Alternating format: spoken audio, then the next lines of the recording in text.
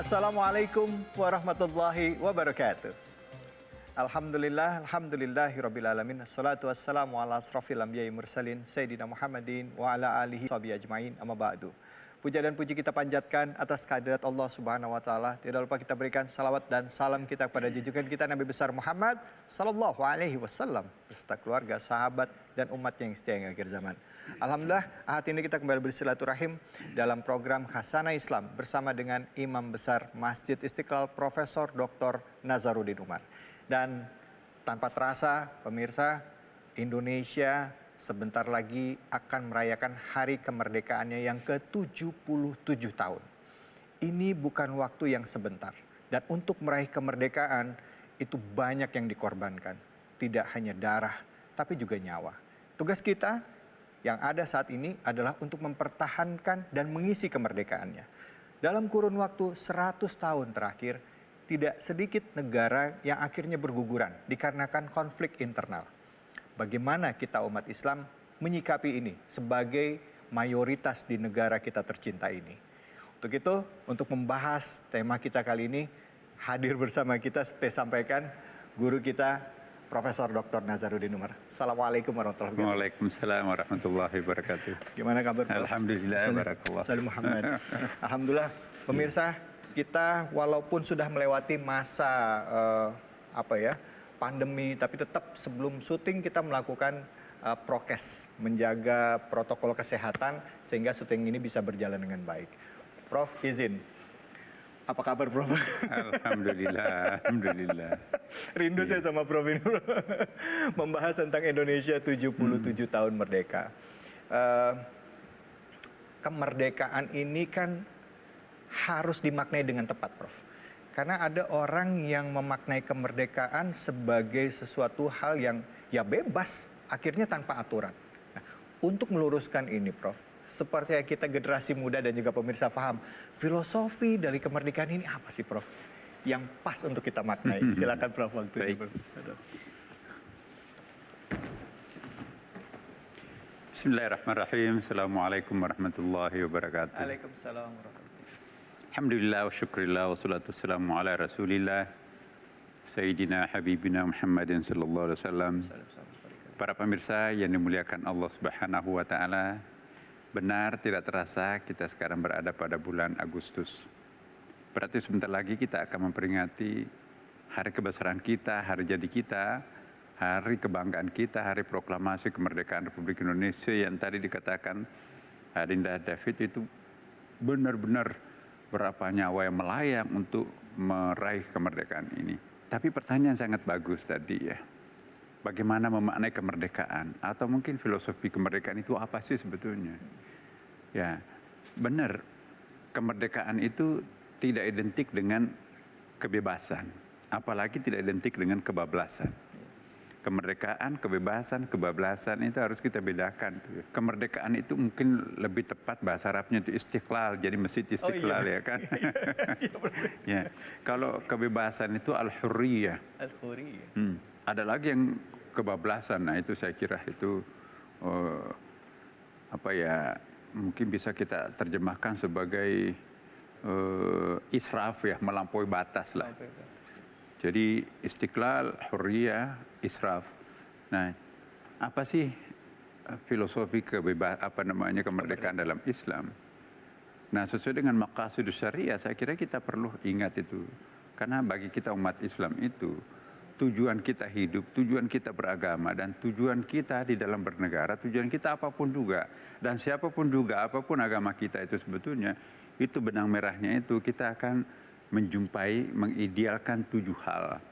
Yang pertama adalah bagaimana supaya dalam kehidupan kemerdekaan ini kita merdeka beragama. Maka itu kehidupan, keyakinan, keberagamaan kita itu perlu dipelihara. Al-muhafadzatul ad-din. Jadi agama itu penting karena agama itu untuk mengendalikan kita untuk tidak menjadi monster. Menjadi manusia itu harus menjadi khalifah, bukan monster. Nah, supaya manusia itu tidak menjadi monster, maka harus punya etika. Etika itu kita peroleh dari ajaran agama. Antara lain ya kan, adat istiadat juga bisa sih sebetulnya. Tetapi bagi kita umat beragama, agama itulah. Agama itu bukan untuk mengurung, anak manusia itu untuk menjadi tidak bebas, enggak. Jangan salah paham. Wah, kok banyak daerah terlarang, kok yang enak-enak dilarang? Ya, yang berat-berat itu diwajibkan. Puasa diwajibkan, berat. Zina, ya diharamkan. Nah, kita dulu pernah bahas ini. Semua yang dilarang oleh Allah itu untuk manusia. Dan semua yang diwajibkan oleh Allah itu juga untuk manusia. Allah nggak ada urusan dengan kewajiban yang haram itu. Agama ini untuk manusia, bukan untuk Allah. Saya ingin tegaskan ini. Hidayah Allah itu dalam bentuk agama ini untuk memanusiakan manusia itu sendiri. Maka itu kemerdekaan kita ini perlu mempertahankan eksistensi keberagamaan dan agama itu sendiri. Betapa banyak negara sekarang ini tidak bisa menikmati nikmatnya beragama. Mohon maaf ya. Mereka takut ke masjid, pulang mayat. Mereka pergi. Pokoknya Indonesia itu suatu kebanggaan. Ada namanya wisata Ramadan. Orang-orang dunia Islam itu sekarang ini, ada satu isu sekarang ini, wisata Ramadan. Kalau ingin menikmati nikmatnya Ramadan, datanglah ke Indonesia. Kenapa? Mereka akan lihat mal-mal itu tiba-tiba ada sel, didandani dengan unta, lagu-lagu instrumental ya, Timur Tengah, bahkan pegawainya pun juga itu pakai kerudung. Benar-benar sangat-sangat menghormati Ramadan. Tidak ada restoran yang terbuka, semuanya ditutup, ya kan? Di depan juga, Masya Allah, non-muslim pun juga tidak merokok di sembarang tempat, ya kan? Nah, itu satu bukti bahwa Indonesia itu betul-betul negara contoh untuk siapapun. Yang kedua juga, mengisi kemerdekaan ini juga demi untuk kebebasan kita berekspresi tanpa ada ancaman nyawa. Al-muhafazatul 'alan nafs ini. Kemerdekaan kita itu tanpa ada ancaman. Bayangkan kalau sedikit, kamu jangan keluar, bahaya nih. Nah, kita kan juga bagaimana menciptakan kebebasan berekspresi tanpa ada ancaman nyawa ini. Al-muhafazatul 'alan nafs ini juga salah satu tujuan kita merdeka. Bagaimana kita bebas berekspresi sebagai manusia, bebas menjadi khalifah, bebas menjadi abid di muka bumi ini tanpa ada ancaman nyawa. Nah, alhamdulillah kita juga patut bersyukur. Saya boleh mengatakan di antara seluruh negara, mungkin kita salah satu di antara kecil negara ini yang bisa mencapai puncak ketenangan kemerdekaan. Coba kita lihat, maaf ya, negara-negara muslim, bunuh-bunuhan, perang saudara. Negeri yang paling aman, negeri muslim mayoritas penduduknya terbesar, mungkin yang paling aman adalah Indonesia. Para kita yang terbanyak penduduknya kan. Itu perlu kita syukuri loh. Dan perlu juga kita pertahankan. Inilah buah kemerdekaan. Jadi tidak rugi para ulama, para santri, umat kita yang memenuhi taman makam pahlawan itu, buahnya kita bisa nikmati sekarang ini kan. Bisa bebas berekspresi, berkreasi. Dan yang ketiga juga adalah kebebasan kita itu perlu juga dipertahankan dalam rangka ini al-muhafazatul 'alan nafs, keturunan kita ini, generasi kita ini. Jadi kita jangan sampai nanti kehilangan kepercayaan diri, kehilangan kebebasan, kehilangan kemerdekaan. Anak-anak kita sangat meresahkan. Jadi kemerdekaan ini betul-betul harus memberikan direction untuk generasi kita akan datang, bahwa generasi kita akan datang tetap anak Indonesia.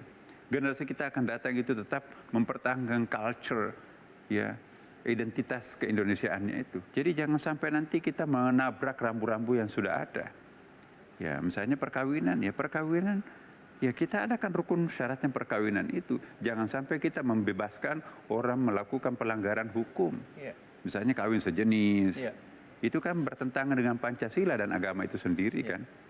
Ya, jadi ini harus kita pertahankan. Karena itu para pemirsa, kemarin kita mengisi kemerdekaan ini dengan poin yang sangat penting tadi, Dariyatul Khamsah. Dan yang penting juga ialah mempertahankan akal. Kemerdekaan berpikir, kemerdekaan berpendapat, kemerdekaan untuk berekspresi, jangan dihalangi. Karena ini salah satu buah kemerdekaan kita ini adalah bebas untuk berekspresi, mengeluarkan pendapat. Jangan sampai orang itu terkungkum pikirannya, nggak boleh diekspos keluar. Itu kita kehilangan kemerdekaan. Alhamdulillah Indonesia ini kita terkontrol, tapi tidak tertekan. Dan yang terakhir, yang kelima adalah harta kita. Bagaimana harta kita tidak dijarah. Bagaimana supaya ini kejahatan banyak ini. Nah, kita enak sekali kan. Polisinya bekerja dengan baik. Adalah kasus-kasus kecil, tapi tidak seperti di negara lain ada penjarahan, perampokan dan sebagainya. Kita enak sekarang ini. Pak Wapres kita menambahkan 2, Mas David.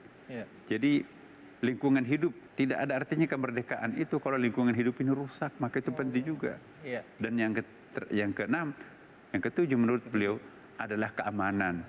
Ini konsep keamanan juga sangat penting. Nah, jadi saya kira inilah hikmah kemerdekaan ini. Mari kita mempertahankan 5 tambah 2 poin tadi itu. Maka insya Allah kita akan merasakan kemerdekaan itu. Masya Allah. Saya kira kita lanjutkan setelah ini. Baik Prof, tadi secara gambaran umum sudah disampaikan oleh Profesor, ada 7 poin tadi mengenai filosofi kemerdekaan. Kita akan lanjutkan lagi, tentunya hanya di sini di Kasana Islam bersama dengan Imam Besar Masjid Istiqlal Profesor Dr. Nasaruddin Umar. Kebenaran, kebaikan itu ada di mana-mana, kata Rasulullah. Ambillah kalau itu miliknya umat Islam yang tercecer. Segala sesuatu yang tidak bertentangan dengan Islam, itulah Islam.